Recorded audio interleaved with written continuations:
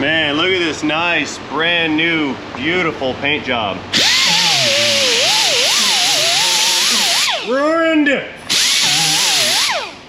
Now it's mine.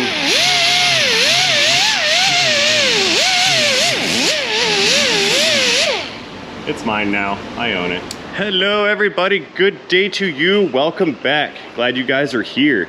Some of you may recall seeing this 2007 Chevrolet Monte Carlo Super Sport in the previous video. We have nearly completed a full restoration of this vehicle. It has had a paint job. It has had some body work. It's had a front suspension rebuild, brakes rebuilt, set of tires. I've had the engine out of it. We did front and rear main crankshaft seals, oil pan seal, valve cover gaskets. We did a tune-up on the unit, some transmission work, and is there anything else? I think that's about it. Anyway, it is back because, well, it's back for a couple reasons. One reason that it's back is when we had it at the alignment shop, they rolled it out of the alignment stall with the door open, and it hit the wall, and they smashed in the brand new paint job and brand new body work. That is horrendous. This car was literally on the road for 24 hours and it became wrecked at the tire shop. I mean, even look at that. It's bent up so bad that the paint is just flaked right off of the body. It hit it here, tore it up down here, bent the thing in, creased it in. We're gonna have to put a door on this thing and then repaint it again. This is like the third paint job. Yeah, but that's not why it's here. It's supposed to go over there later for the body work again, but it's here. Let's see if I cannot recreate our symptom. Yep, there it is. Starter clicks, and now it doesn't even click. The thing barely starts. So our starter motor has been crapping out. Let us pop an easy hood. Let's try it one more time.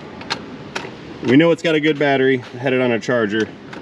We're just clicking away with that starting unit. So I've gone ahead and ordered a replacement engine starter. We are going to get under the bonnet right here. Where's my lever? Come here, lever. And we need to pull the stabilizer bracket off. We need to pull out this air intake assembly right here because our starter motor is buried way down yonder underneath of this exhaust. So we're gonna dig this guy out, swap it out with a new replacement unit, and then we'll get this thing back on the road. Actually, no, we won't. We're gonna get it running and driving again, and then it's gotta go back to the paint booth after we get a new door. So we have to change the door. This thing is like the restoration project that refuses to be complete. Like, it needs to be completed. Has to happen. So here, let's go ahead and install some lumens under the hood. I'm not gonna bring this into the shop. I'm just gonna do it out here in the open stall.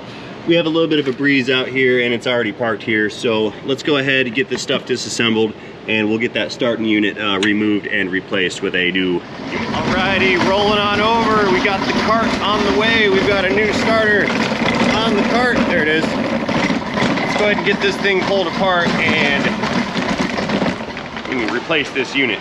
There we go. All right, like I said, first things first, we've got to get this big bar thing removed. It's held in with just 3 bolts. We'll pull these guys out, set this unit aside, and now we can go ahead and get to work on our air intake box right here. Get that thing disconnected. I think the ECM is in there. I'm not certain. Let's pull our clamp off the throttle body here. Get rid of you. Disconnect our plumbing and pull the airbox lid and tubing out right there. Set that aside. Get rid of that. Okay, yeah, it looks like I was correct in that assumption. The ECM is located inside of this airbox. I really don't want to take all that stuff out. I wonder if I can just pull the whole assembly back real quick and just kind of set it aside. Yeah, I don't think so. Maybe, maybe not. I'm gonna have to take this apart and just pull those modules out. Looks like they just clip on. It's a 2-piece clamshell kind of box thing here. Let's get rid of you. You're unconnected. Is there one in the back? That one reconnected. That's what happened. Okay. Now that one reconnected. What is this? Come out, says I. Please. That one never disconnected. There we go. Okay, I figured it out. Got it. All right. Ooh, gravity. So that thing is removed. Set you down.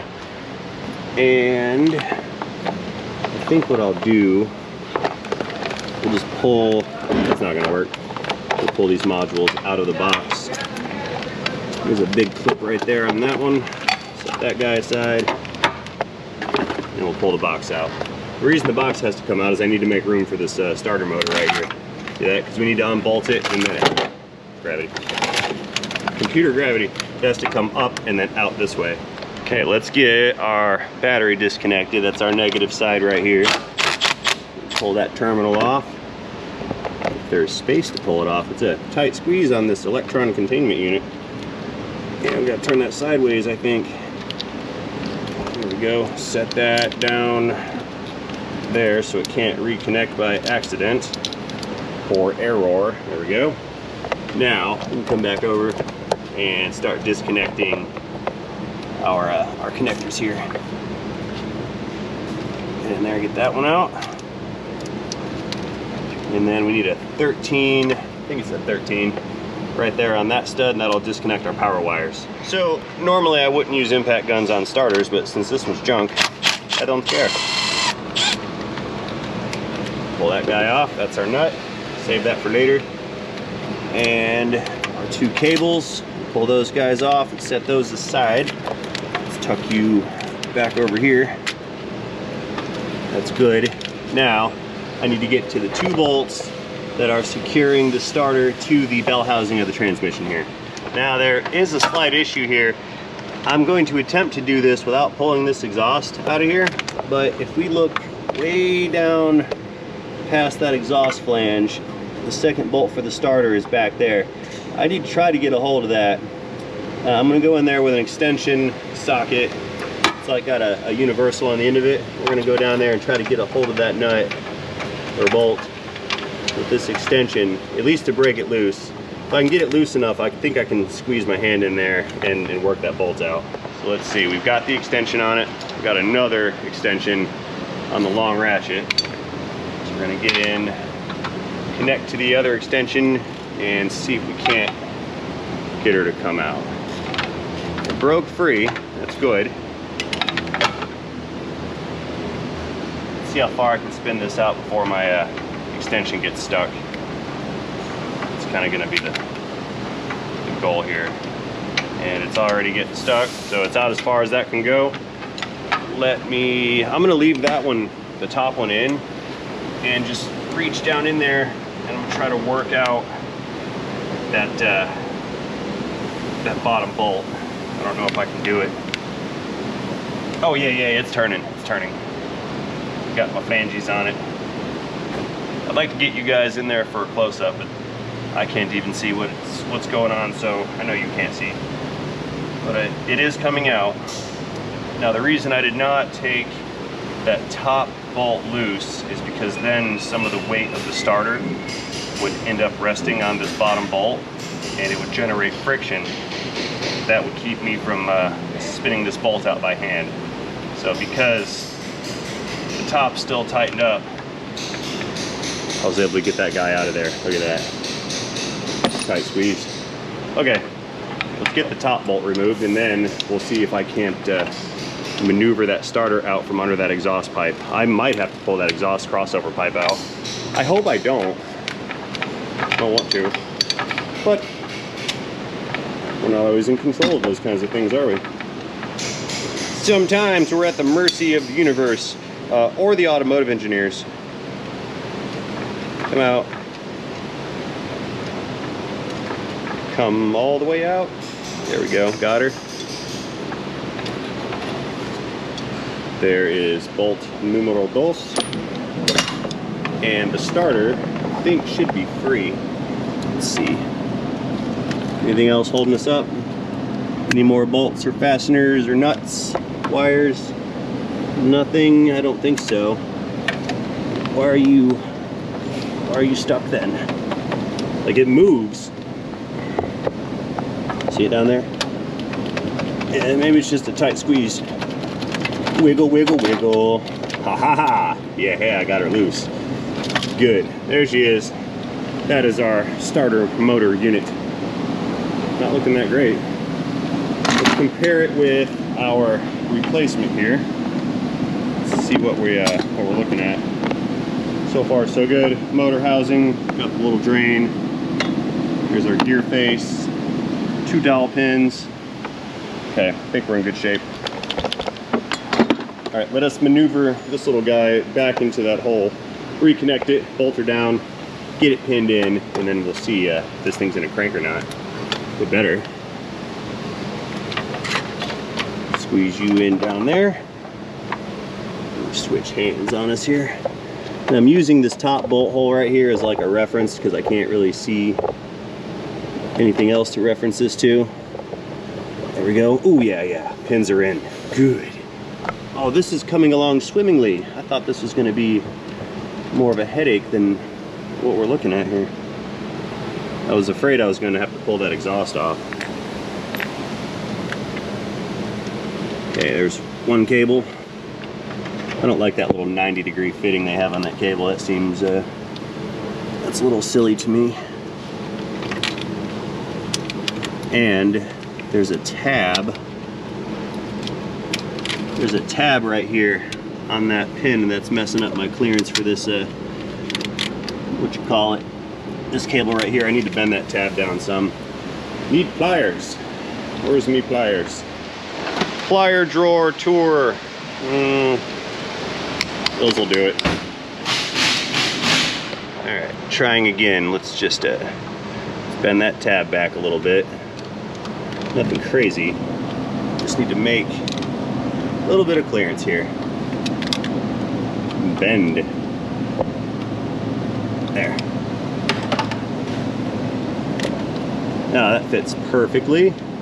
That one's supposed to go over top of it, like so. And then we get our nut and our washer on there. I'm not going to tighten this yet. I want to get the bolts in the bell housing first. At least we can get everything in position. Click that in. Good. Okay. Let's get these bolts lined up and threaded in. That's our top one. The easy one. There. Now you can see a little better. Lumens are great. They illuminate. It's in the name. And the bottom one, don't drop it, Ray. Squeeze that in, down in the hole. And I'm gonna send that down as far as I can because I need the space to fit the top of that socket. It's getting a little tight now. Come on. There. And long socket extension. So we're gonna make it. Nope, not enough clearance. Going back in. Need flangey strength. Push through it. Yeah, she's going. A little more. Now let's see if that's gonna fit. Almost. No. I just can't get it to. Nope. Needs to go more. Okay. Couple more turns. The farther I screw this in, the farther away the bolt is getting from that flange right there. And I need all that space to fit that circular part on that socket. Ooh, tight. There's no way you can do this while this thing is hot. No way. No way, Jose. All right, got it on. Beautiful. Okay, let's put some torque on that. Get our extension in, over, under, around, and through. Put that on. Ratchet 30. Yeah, this is a no power tool kind of situation. All right, it's coming up on some tightness. Give it some torquages. Click. Wiggle that a little bit, get it to come loose. Up and out, and then onto our upper bolt right here. There we go. Spin that guy in.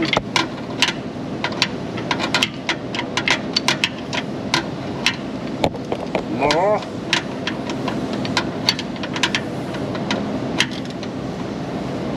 Alright, that's bottomed out. A little bit of torque on it.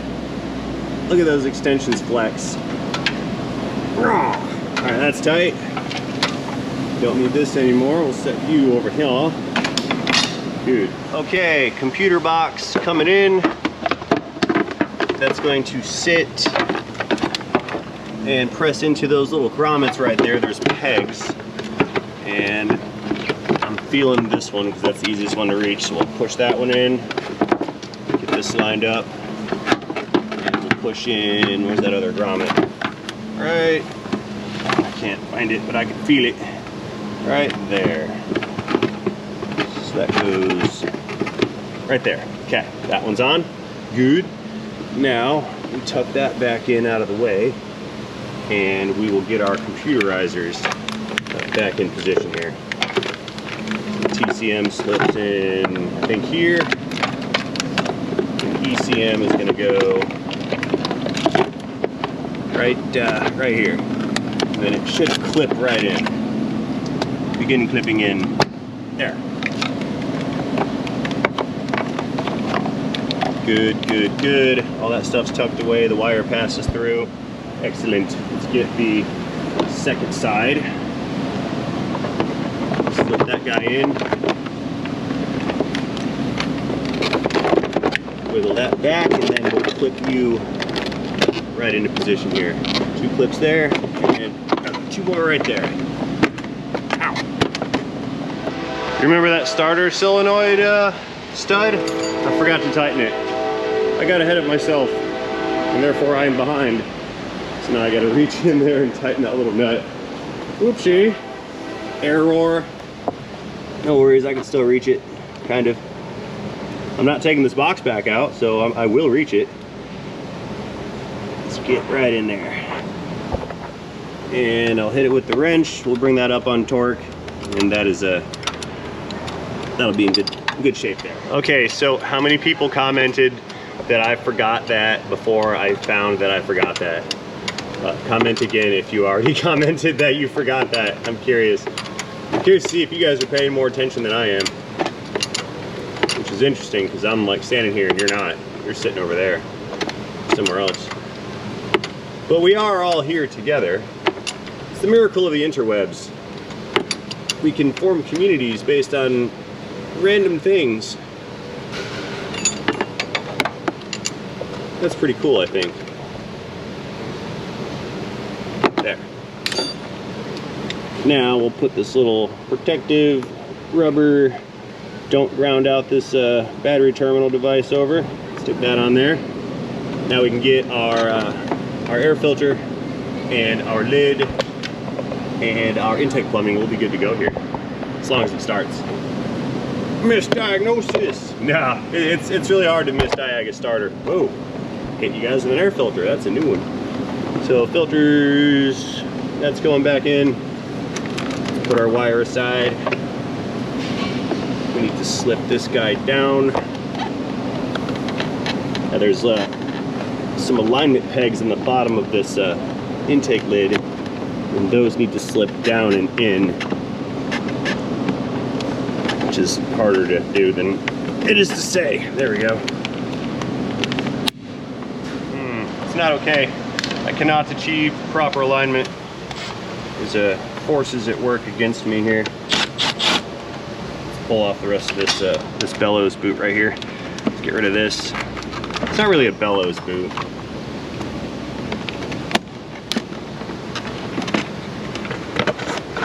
Yeah. Here's our that's the pegs, and they slip into a little guide, and then they hinge that way.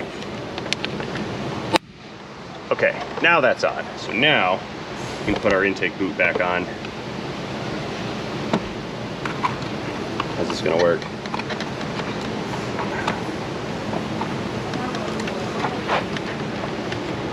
Oh, come on. Seriously? It's not what I wanted to do.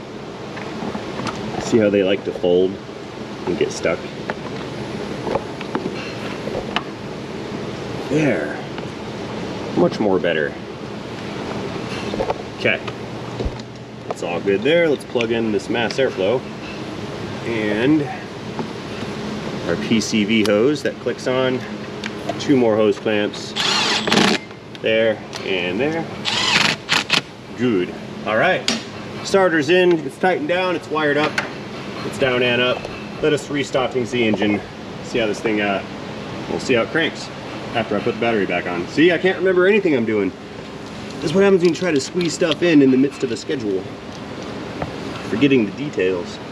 Whee! You can't use an impact gun on a battery. Click. Okay, we have power. I heard things turn on. Back into the cabin. Let us re-crank the engine. Begin engine starting sequence now.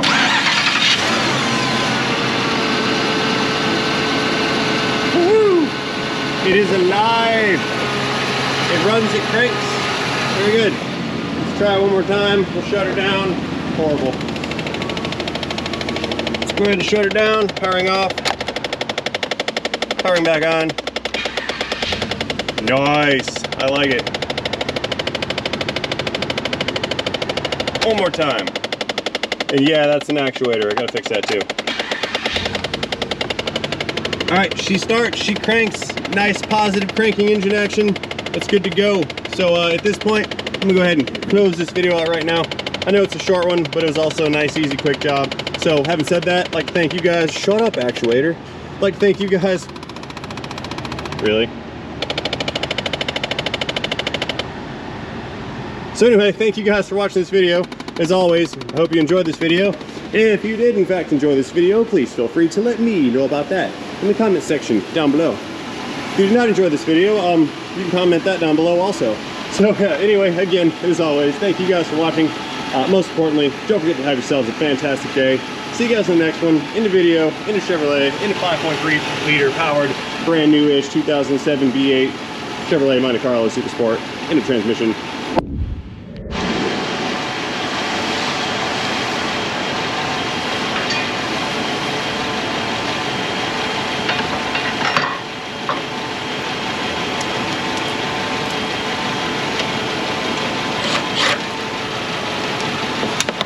No!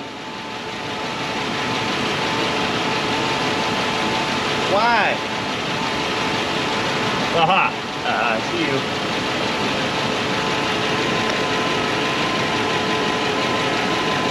you. No! It's farther away. Why?